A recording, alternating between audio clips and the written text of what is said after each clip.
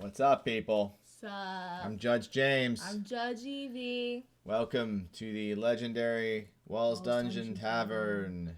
And this is Living for Crits. And I see that Greg's here and Keith is here. I haven't seen Keith in a while. What's up? Sup? What's up? Sup? So, happy Sunday. Fortunately, it's not Election Day 6. Woo! You know, as of yesterday, it was March 200 and something, Election Day number 6 or something like that. So, you know, it just felt like every day this year has been going a while. So kind of crazy. But anyway, yeah, there was a bit of an election here in PA, Rob. Big day. Just for a second, you know, just gonna put the hat up. But I'll turn it around. Look at that. I'm not gonna try not to be too crazy, you know. The hat will come off, though, at some point and be... No, it will, because I will say one thing I will not be doing is wearing my candidate's hat or name on a hat for 4 years. I mean, not your... Like, I thought you meant, like, you're taking it off, like, on the show No, I'm just meaning I have no plan of wearing my candidate or, like, having a Biden ring or something, or... You have a ring? No. Or having a Biden cutout or anything like that. No. That's weird. Dude works for us. That's how it works in this country. So, oh, wait, I should say America. Too. America. Anyway, trying to be positive here. We had a pretty good day yesterday, and today was kind of like, whoa, what's going on in the world? And we actually started our first day, and hopefully a new world here a little bit. Maybe not, you know, who knows. With playing Abbot of the Woods today. A DCC adventure out of the back of the, at least the 4th printing of the DCC core book. It's featured after as well. So, you know, it's a really fun, meat grinder of an adventure.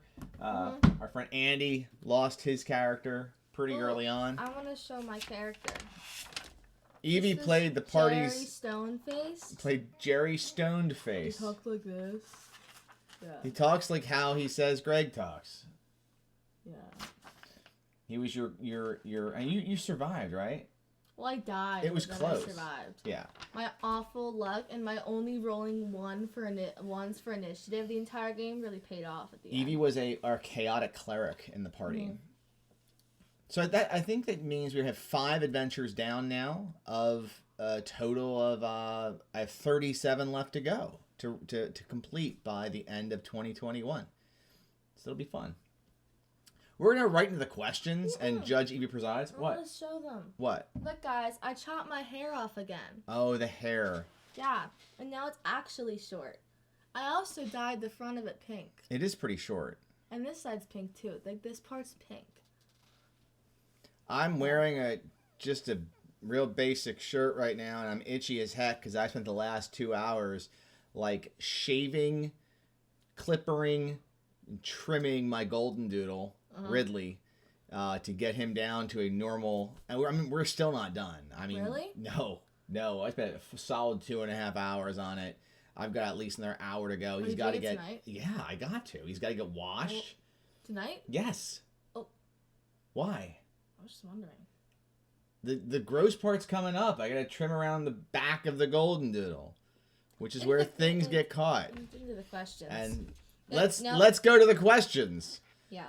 No, don't trust. Keith says I used to have a Yorkie that I let its hair grow too long to shave it down to a rat. Yeah, he really looks like a 65-pound rat right now. His tail's a whip. Yeah, I did trim all his tail hair off.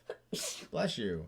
Thank you. All right, we're into Judge Evie presides. This is the part of the show where you send in questions to dccjudgeevie@gmail.com. We preside them. And we preside them. Are you pulling a question up? Yeah.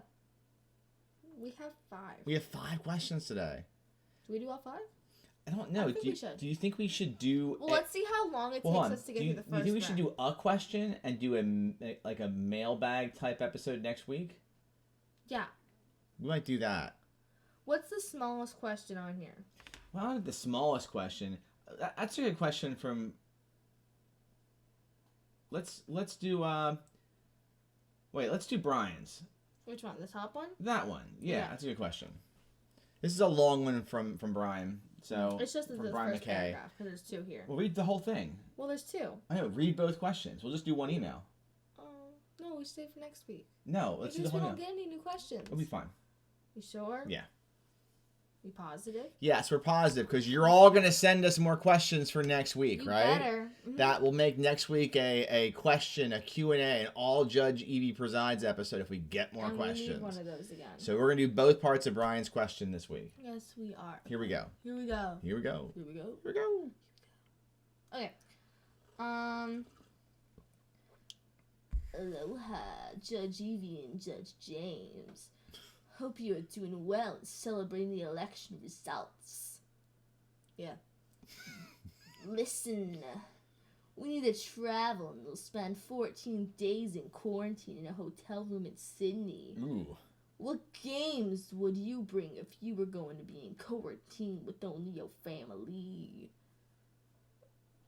What? That's the question. Okay. I'll read the second question after. All right. What games in quarantine besides Dungeon Crawl Classics? Yeah. Dungeon Crawl Classics. Yeah, bring them. I don't know. What do you think? Well, what games get pretty heated? Wait, whoa. Wait, why would you want games that get heated? Why is that a good idea at all? Well, I mean...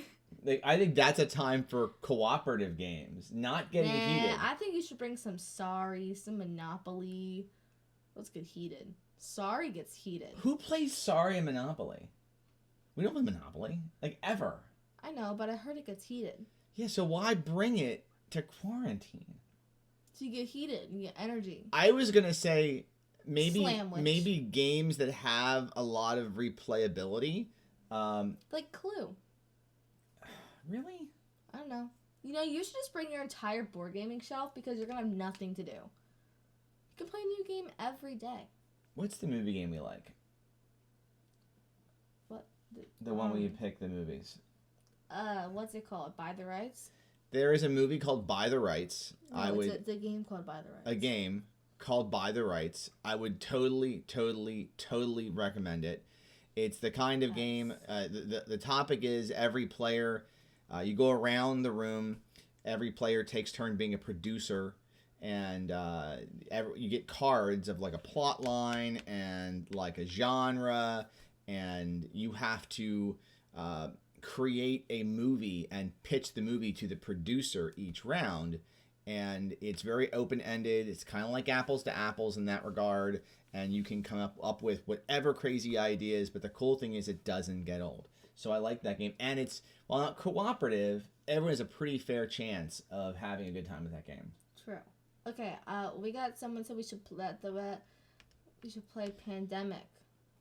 Pandemic Legacy? Yeah, Pandemic. In the midst of a pandemic, Well, I think it's a perfect game. You know. But if it's in Sydney, I mean, that's not Australia. They're having an easier time with the virus, aren't they? Like Sydney, Australia? What other Sydney do you know? I don't know. I thought it was one in Georgia.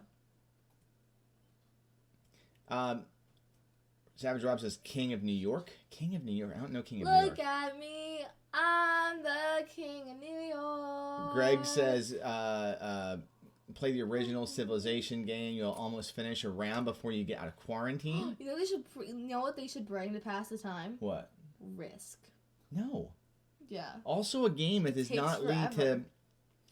I mean, maybe one of the... if you want some kind of dungeon crawler, maybe one of the D&D box board games like Legend of Drizzt, I think is one. The Wrath of Ashardalon, Castle Ravenloft. Those games aren't bad. I mean, I'd say just being RPGs. That's just my thing. Oh, King of New York. Like King of Tokyo. Okay, I know that. I know King of Tokyo, but didn't know King of New York. I've seen it, but I've never played it. They should bring Mario Party on their DS. You can bring Switches. Yeah, I mean, definitely Switches. Do they have Mario Party for a Switch? They do, right? Yes. You should get that.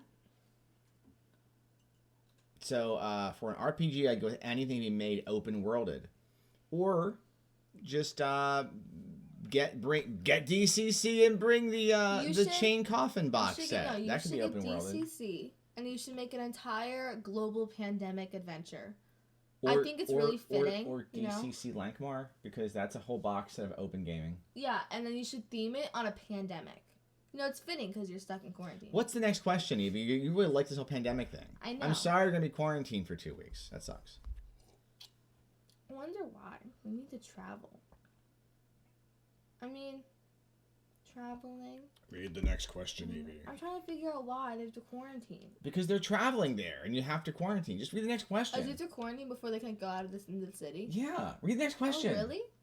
If you're going there from another country, yeah. Read the next question. Oh, that's smart on, Australia's part. Yeah. People won't do that Just here. read the next question. Can we even go to Australia right now? No one wants us. We're American. Oh. No one wants us anywhere right now. Well, I wonder where Brian lives. Maybe he lives in Australia. No, maybe he lives in Hawaii. Because he keeps saying, he always says aloha. Read the next question. Okay. A bonus question. I take it you guys are not really 5e fans. I wonder what made you think that. But have you looked at the... We have to be nice. We have to be nice. We have to be nice about it. I am being nice. We're nicely saying we're not 5e fans, but it's fine if you are. What is the laugh for? Why are you laughing? Back to question. Read the question. Have you... What? But have you looked at the Goodman Games OAR series of classic D&D adventures, such as Castle Amber, Lost City? Have you ever played these with another OSR rule set or DCC? Do you think you meant OSR instead of OAR? No, it's OAR. It's Original Adventures Reincarnated. I knew that. I don't remember the question. What was the question? Hey, Gordon. Hey, Lex. The question is, have you ever looked at the Original Adventures Reincarnated series? The big... No. Well, Judge Evie hasn't, but I have. Because I don't know what that is. I have. Yes. About 18 months ago, when we first started this whole kickoff of this show... Oh, so I have. Well, no, you didn't. I did. At the time, I had considered jumping into 5th edition and trying it out. And we were going to give our take on it. That part of this show lasts about 2.5 episodes until we decide 5e wasn't our thing. But because I can't do anything half-assed, I bought a ton of 5e stuff, including the what's it called? The Keep on the Borderlands, Into the Borderlands box set, or box adventure, the OAR adventure, and yeah, We definitely kept all of this 5e stuff too. So I ran one session of it with players going to the Keep, and that was it. And I read through it. It was very, very cool. I owned the original Keep on the Borderlands adventure. My favorite iteration of that is actually the Hackmaster 4th edition, which is like Hackmaster, which was like the first Hackmaster was 4th edition, right? Because it was a joke. The Hackmaster Little Keep on the Borderlands was hysterical. It was everything I wanted DCC to be, but wasn't, because Hackmaster was a hot mess of a game. So I like that version of it. And the other, I have played Lost Isle, right? Is it Lost Isle? Isle of the, yeah, Lost Island, the blue one. I played that one. So no, Isle of Dread. I'm sorry, Isle of Dread. I played that before the OAR. So if you are a 5e fan, I cannot recommend them enough. What I did was I sent them all back to Amazon for my credit. And I was stuck with one book left over, and I think we raffled it off, or we gave it away as a gift to somebody. That's the one we chucked behind us. No, we still have a player's handbook here. Uh-huh. So, anyway, yeah, that's our take on the OAR series. But if you can get that, run it. Run it. Yeah. All right. Again, that was Judge Evie Presides. Send your questions to dccjudgeevie@gmail.com. If you don't, he won't let me do a mailbag episode. Mailbag episode. All right. Let's talk about the weird dice. All right. What's so funny? I tried to wink and I just blinked. Weird dice. It's funny these are called weird. And I've heard this said on Spellburn. I've heard a lot of folks say this. All dice are kind of weird that aren't 6-sided dice. Huh? I mean, why? Because they're weird. Oh, yeah, because, okay, all of our teachers at school, they're always like, oh, yeah, go guys, bring, like, a dice or bring some dice. And it's always just a 6, like, that's their dice. Like, they don't even know other dice exist. Bring a 7-sided die and blow your teacher's mind. I should. So, the DCC Dice, and this is a relatively new set of the gem teal color. The DCC Dice are really, really, really one of the things that set the game apart from other RPGs. Yep. And, but one of the challenges I know I've heard from people is that they're kind of wonky. There's so many sides to them that they're expensive. I mean, a set of DCC dice are like $25, you know. All kinds of complaints or issues with them. And what we thought we'd do tonight is talk about weird dice, why you have them, why you need them, what you use them for, what the most common things you'll use the weird dice for, some alternatives to weird dice if you're only playing DCC once, which you'll get them the next time because you're going to play more than once. You're going to love the game. Mm-hmm. And then what's inside the set. And then we'll discuss our opinion on the weird dice, okay? So, yes. On each die. So, this is a DCC dice tube. And what it includes, and if you can get them independently, that's great. But it's Can I read them? Oh, wait, yes. let's go back and forth. Okay, ready? All right, so read the contents of a dice tube. No, we're going to go back and forth. No, just read it all. No, let's go back and forth. No, it doesn't make any sense. Just read Yeah, all. it does. No, it does not. Just read them all. No, I'll go D3, you say D4, okay? D3. D4. D5. D6. D7. D8. D10. D percentile 10. D12. D14. D16. D20. D24. And a D30. See, wasn't that cool? It was great. I know, right? So, you know, why have all these dice? Well, in Dungeon Crawl Classics, just like in D&D 5e, the mechanism to make things a little easier, a little harder is the advantage and disadvantage system. In DCC, there is a dice chain that runs D3, D4, D5, D6, D7, D8, D10, D12, D14, D16, D20, D24, D30. And things can move it up or down the dice track. So if you have a battle axe and you're doing like a D10 in damage, and you're going to chop something up, and your GM says, well, this bad guy's made of wood, and your axe is really good against hitting him, I'll let you roll a +1 dice chain on that die. And that moves your D10 to a D12. Maybe you are a halfling, and you want to use your 2-weapon fighting ability. Well, it's -1 dice step for each weapon you hold. So your instead of you using a D20, you do 2 D16s on your attacks. It makes it a little bit harder. So that's how the dice chain moves around and what it's for and why you have all these wonky dice. And let's be honest, they're not that expensive comparatively because every gamer has so many dice. To say a $25 tube of dice is too much money, when I know y'all are out there buying like metal dice for like $100 or all dice with goldfish in them. What's that one? Goldfish are in dice? That's so sad. I was kidding. Okay. So what is that dice place like? Remember at PAX? The metal dice thing? Yeah, the ones that look really cool. I don't know. I don't have metal dice. I have a wooden table. It ruins them. Metal dice just sound like a waste. Greg said taco dice. So what you get in your tube? That's so sad. Let the fish live. Is your dice, and then it always comes with some kind of little sheet. In here is the stats and rules for a fetch demon. So there's the fetch demon. All right.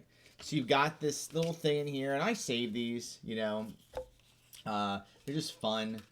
You can get them without the official tubes. Considerably less. I don't know if I'd say you can get them considerably less. You can get them for less if you go to Impact Dice and just get the ones that you need. Then it's less. I had some purple dice like that I gave away to somebody. Should I show my weird dice? I have sparkly ones. Evie is sparkly. I have And I have purple ones. And I have another set upstairs, but I don't remember what color they are. $5 to $8 less. Then get them that way. However you can get them, get them. But it's nice to just get them this way because they're all there. Plus, you're giving money to Goodman Games, and they're awesome people. So we thought we'd talk about each die and why they're awesome and what they are used for. So here's a D3. Many of you are used to using a D3, and you use a 6-sided die, and you're going to roll a 6-sided die, and you're going to say a 1 and 2 is a 1, a 3 or 4 is a 2, a 5 is 6 is a 3. Or you might say a 1, 2, or 3 is 1, 2, and 3 is a 1, 2, and 3, and a 4, 5, and 6 is a 1, 2, and 3. Whatever. There's going to be ways you're going to need to figure this out. The challenge that you've got is that it's a pain in the butt to do the math like that. So why not just use a D3? It's got Roman numerals on it. Look at that. So you know it's a D3. You know which one's the D3. It has the Roman numerals.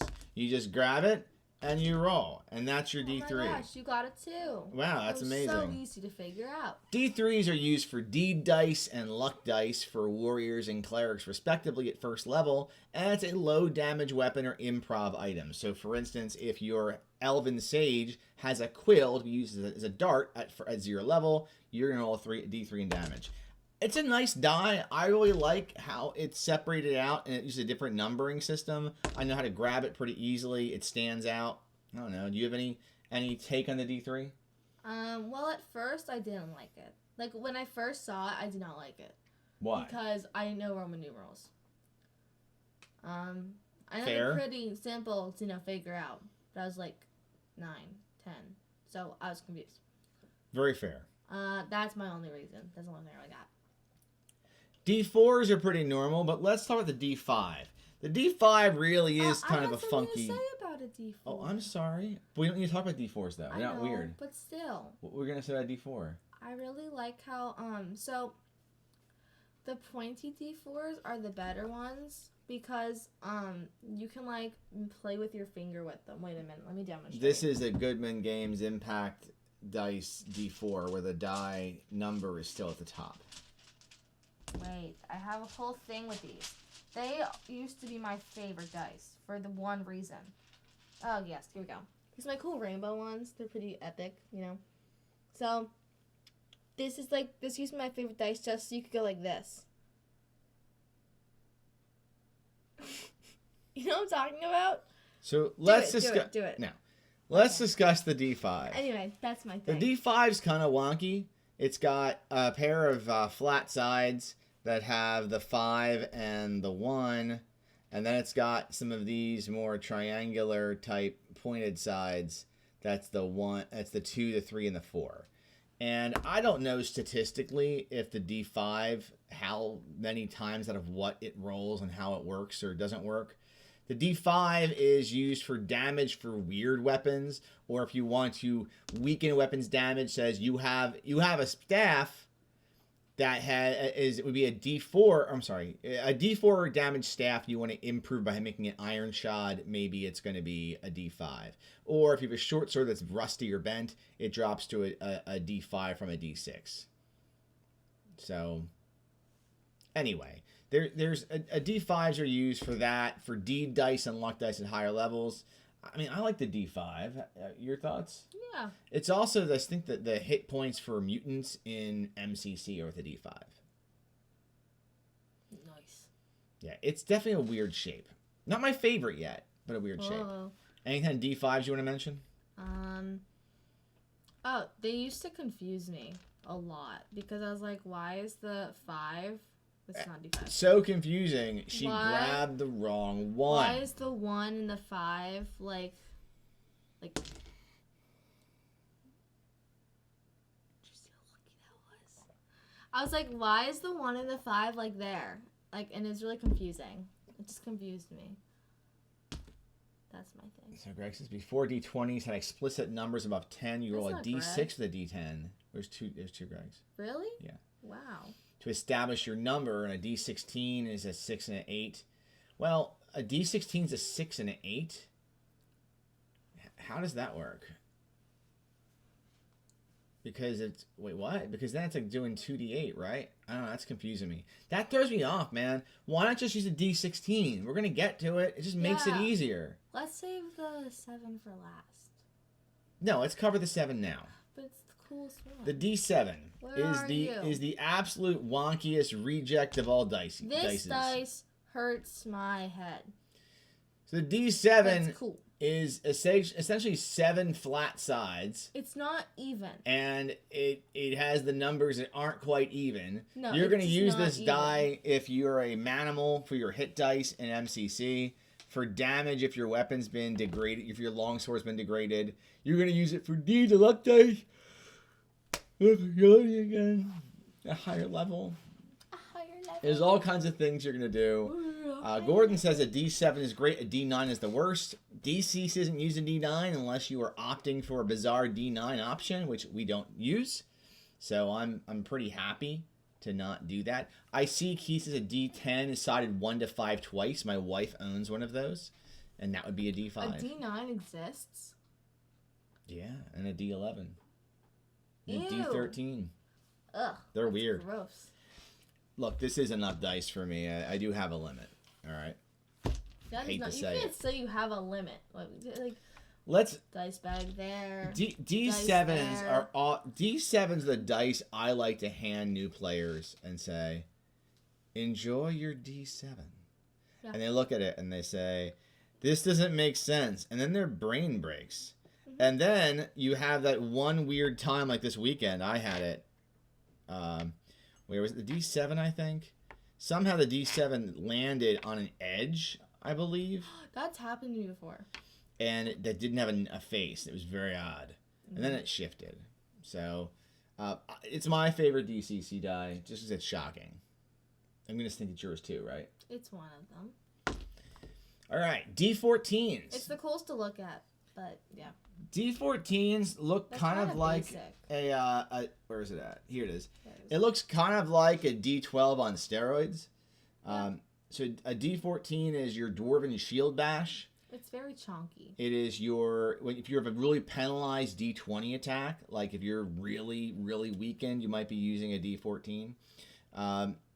Sometimes maybe you have like we were running an adventure recently where casting a certain spell from a scroll, even as a wizard, you'd have to use a D14 instead of a D20. It was -2 dice steps. So it's not a super exciting die. It's not brain-breaking cool, but it's not bad. It rolls okay because we're going to discuss 2 dice that don't in a moment. It doesn't roll that. It rolls about as well as a D12 does. Yeah. So typically... It's just super, wider. Actually, a D12, I think, rolls a bit more. It tumbles a bit more than the D14. I want to try it. We're going to get into a hot mess next. The 2 dice that tend to roll like mad, and that is the D16 and the D24. And I think these are important dice to mention together. Here's the 16. So here's the 16 and the 24. All right. 16's fun. The problem with the 16 and the 24 they're circles. Is that circles, they have a lot of smooth circles, smooth edges. Okay. Mm-hmm. So when you roll it, it just keeps going. Unless there's a place to stop, it doesn't. So you're going to want to have a dice tray for your 16 and 24. Alternatively, you could do what I call the Will Wheaton method, where you put your hands down on top of your dice when you roll, and it has to stop. So you roll, and then put your hands over top of it, and it'll have a number. That's a way to do it. Wait, what? Look, watch. 2 dice, shake, and when you roll, you cup your hands over the dice, and it forces them to stop. And there you go. I mean, no, you don't just put it down. You let it bounce a bit when it goes down. Exactly. And then that helps it stay in place. Lame. Well, but the problem is that these are the most apt to be rolling all over the table. You know how it works. Yeah. And then it's gone. And then someone steps on it. And then it gets on the floor at Gen Con, where people's feet have been in how many bathrooms, and then they're touching their dice, and then they're touching their mouths. Ew. You don't want that. Ow! Ow! What? Ow, my tooth. Ow. You'll use D16s and D24s for a lot of reasons. Actually, it's the closest to disadvantage and advantage DCC has. Your disadvantage might be drop a die step to a D16, where your advantage might be you drop up a die step to a D24. You still use a D20 a lot more frequently. D16s are a halfling offhand or a penalized D20, and a D24 is a boosted spell maybe or attack. Mercurial effects, sometimes you roll a D24. They're just fine. I mean, they're fun. I tend to roll worse on a 24 than a 20. Who knows why? I roll really good on 24s. I don't know why. Finally is the big dog. The 30! The D30. Once a D30 shows up, you know that you're going to be ridiculed for still rolling under a 20. Because even on a 30, you couldn't do it. Watch. I'm going to roll on a 30 like twice. 13. Let me see. 9. You try it. 6. Statistically, one of these should have been over a 20. But it hasn't happened. 18. 29. Evie wins. Yeah, I do. High five. Pound it. Snail. Pound it. The star. Pew. Pound it. No, we're done. There's no more hounding it. But I have another one. You're going to use these for super boosted spells and attacks or to roll your lucky sign when you're starting as a 0 level character. So that's weird dice. We got some comments we'll go through. Keith says I don't own that die. I guess the 1 to 5 twice you don't own. And D7s are pretty cool. I think someone mentioned earlier that their D3 looks like a football. Yeah, Keith said D3 looks like a football. That's kind of interesting. Is it for a football game? I mean, that'd be kind of neat. So get yourself some DCC dice, man. I mean, like, you gotta, there's nothing like showing up with a tube of these, especially like a new tube of them. They've got this, that fun. They smell. There's no smell. Yeah, there is. No, there was no smell. Yeah, there is. Not really. I was saying it has that pop. It has that pop. That Wait, new. Wait, ready? No. You ready? Close your eyes. No. Do it. No. Close your eyes. You're Pinocchio. Take off. Okay. Bye. No. Bye? You said take off. Oh. Anyway, let's move on here. If you're watching on YouTube, please leave in the comments below like any special dice. Your favorite weird die. Mm-hmm. There you go. Then we can see what's the best weird dice overall, what everyone says. Kickstarter shoutouts. We should have like a battle. With what? Like a tournament. With what? Like with a different weird dice, and we can advance every Why week. don't you do that on Instagram? Or sad Instagram that has never been posted on. Yeah, like you should do that. You should do that. I should. Kickstarter shoutouts. I don't have any. I have no Kickstarter shoutouts. You have a Kickstarter shoutout? No. Nothing. Just nothing. I don't know what's out there. Yeah, let me know what we should be kickstarting or talking about. I have nothing really on the radar at the moment. So that's kind of a shame. But we're on the hunt, really hoping for X-Crawl soon. That'll be cool. Really hoping. I finished reading the Tales of the Dying Earth, so I'm looking forward to DCC Dying Earth next year. Hoping next year. Oh yeah. What the heck? What is that? I don't know. No, what's DC? Is that a good thing? Dying Earth? Yeah. It's gonna be kind of like a DCC in the far future. Ah. It's like DCC Numenera, but Dying Earth came first. Nice. There's a book series by Jack Vance. Nice. You gonna read it? No.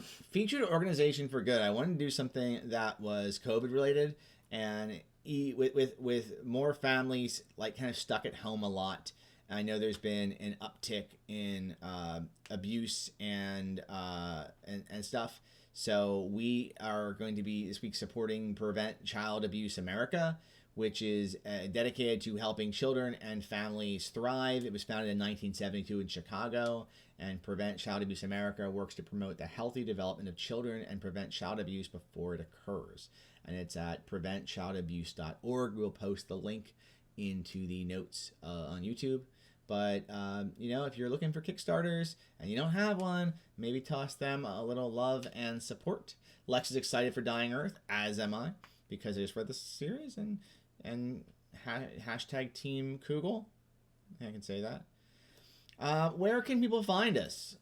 You can find us at I Live for Crits on Twitter, Living for Crits on our very sad Instagram, or search Living for Crits on YouTube, and to the people that are there right now, hi.